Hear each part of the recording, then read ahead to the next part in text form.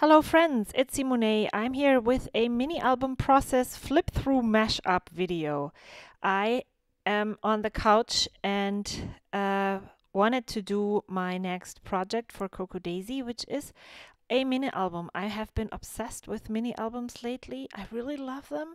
They're so cute, they're so easy to do, and I cut the paper in half, cut them down to a 6-inch height because I want the mini album to be 4 by 6. And this is my couch setup.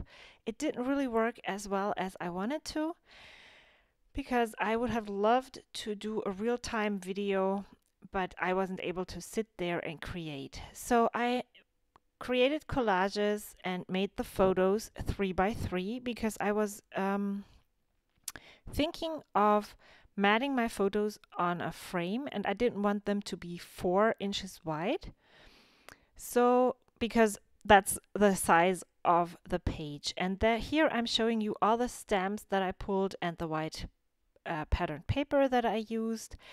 And in the beginning I had thought about making them all the same size and having a really very plain and cohesive look.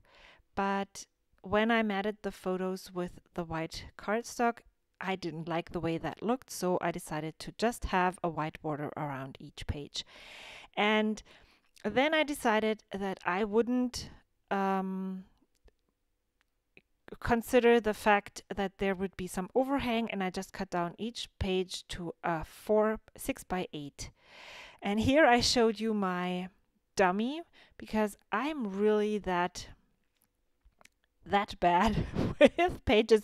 I did not for the life of me know how many papers I would need to create a mini album to include 12 photos from each month, and then have a cover. And so that was like, nope. I wanted to use this vellum that came in the classified memory keeping kit, but it just didn't fit anywhere, and so I decided to just leave that off. Since the pattern paper or cardstock is so thick, you will have a lot of overhang if you do not consider that fact and cut the pages accordingly. I decided to not think about this and just let them be overhanging. And then I took my piercing tool, pierced 5 holes into the album and stitched using embroidery thread, and that was it. So now what else am I going to do? I placed each photo on the page it was going to be on, and then I went through all the die cuts and looked what was working with which photo. And then I saw this 6 by 4 card that I really liked, the girl, and I put this onto the back because maybe that could be my last page. And here I'm starting to work on my title. The pocket pages or the pocket cards from the memory keeping pocket kit are really great for layering or using as title pages like I did here. And now I'm doing the flip through of the whole album because I just couldn't sit that way any longer and had to turn off the camera and work on the couch. So what I did was I stamped the stamp set or the stamps from the stamp set from the December pocket keeping kit from Cocoa Daisy, and I picked, as I said, I picked one photo from each month to be my little best of 2017 album. This journaling card had something else written on it. I don't remember what, but it didn't work, so I just covered it up with the stickers and added some of the exclusive frames as layering elements behind the card. And when I created the title page, I was still thinking that my album was going to be very straight and straightforward, but on the first page you can already see that that's just not me. You probably, if you've been following me for a long time, you would have told me before that that's just not my style. Straight and very easy and simple. I had to try and notice that for myself. So this page that I'm talking right now about right now, I have been actually doing this last.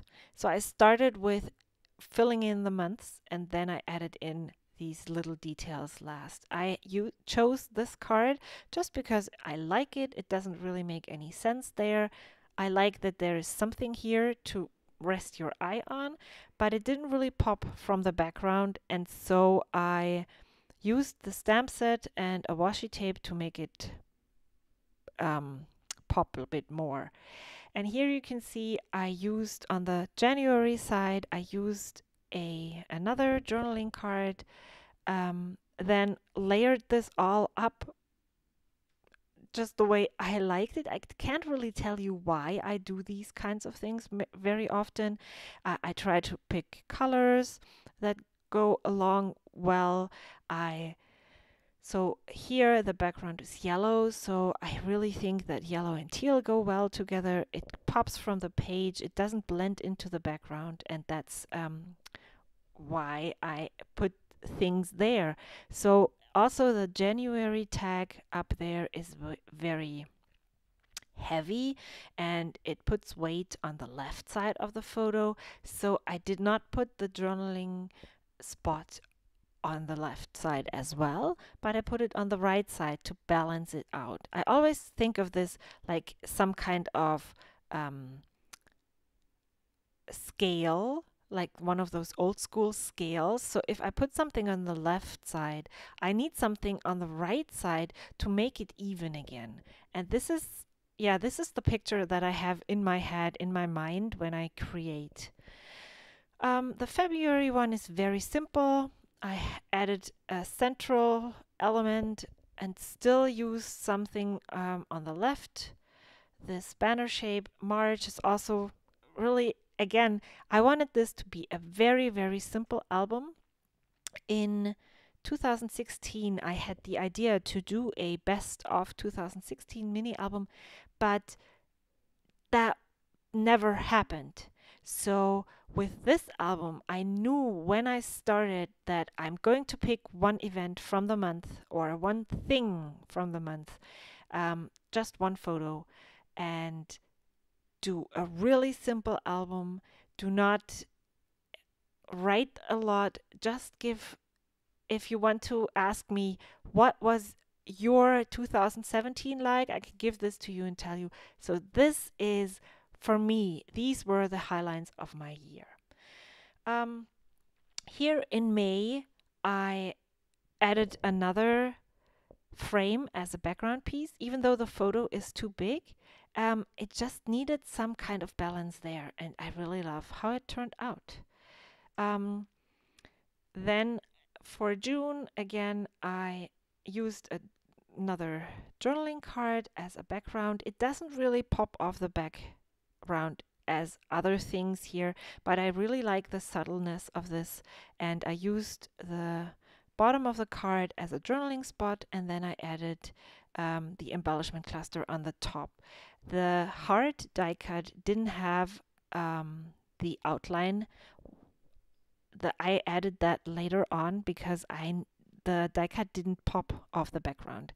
So for this July one, I used this red happy triangle, or I love triangle. I can't really see it right now. I needed these triangles, or a red embellishment in the color is really hard to use, triangles especially, but I think it works well with this page because there is red in the photo. My husband is wearing a red shirt. There is rainbow colors in the background, so it's not, it subtracts or takes away from the boldness and the pointedness of the triangle sticker or die cut. So always, that's what I'm always looking for, balance. It's just that easy. Okay, Maybe we can turn to the next side. You can see the stitching in the middle. It's really that simple. You go up and down all the way to the top, and then you go back down and tie a knot, and that's it. It's really, if you have never done it, I really encourage you to try, because it's really simple and you can make very easy mini albums with just a couple of pages. For August, I didn't go that clear and clean again. I really liked layering the labels at the bottom, and then since it was quite, well, I told you before that I'm trying to use this like a scale, but here I moved all of the embellishments to the right side. So I added one on top, and then I staggered all of the other elements at the bottom and staggered them there as well. I didn't have enough space for my writing on the one label underneath the August, and so I just added another one underneath. Here, for September, I just stamped the September stamp right onto the background. I added the triangular die cut again, and then I journaled right on the photo because the photo content wasn't that important. So there's October left. This one I'm not too keen of, but you know, in the mix of things, it still works. There were several of those banner shapes with those, I don't really know if they have a name, maybe they do.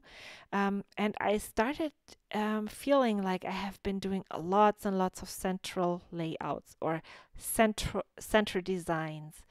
I added this very pink tag behind as a journaling spot, but it was just too big and the color was so dominant that I cut it down a bit so that it wouldn't be so overpowering.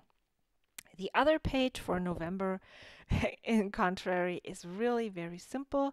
This banner here, that flag here, was the exact same shape as the one in October, but I didn't want to have the same kinds of embellishment shapes on the same page, so I just cut one of the banner shapes off, and now it's a flag. For December, I used a sticker. The December, however, didn't really stamp that well, so I had to restamp it, and now it's a bit wonky, but who cares? I don't. I added another cluster element down there where I added my journaling, and then I called the layout. It's a mini album done. I then went back into the kit, and looked for things that I could use to embellish the cover, and I found this journaling card that I really liked, and I had told you about the girl in the beginning, and so I decided to fussy cut the girl and use that journaling card to tell my family how lucky I am to have them, because I really focused on things that happened to us as a family. Sometimes in everyday life, we're like clashing against each other. My son is 13 now. I'm always the bad mom, and so seeing this and seeing that we had fun all year long really makes me very happy, and I hope they see that too. And then I had this empty back page, and I didn't really like it. The whole mini album was so full, and I knew I needed something there. And after I finished, I had stuff laying around, and I saw that washi tape and that sticker, and then I had the idea to just make this ending piece back there. And I hope you enjoyed this different kind of video. I don't know how I'm going to be able to, well, keep up my schedule. I'm just going to take it one day at a time. I have still a couple of videos left that I can do voiceovers of, and if I feel well enough, I will certainly do more process videos. Thank you so much for watching, and yeah, I will see you next time. Bye!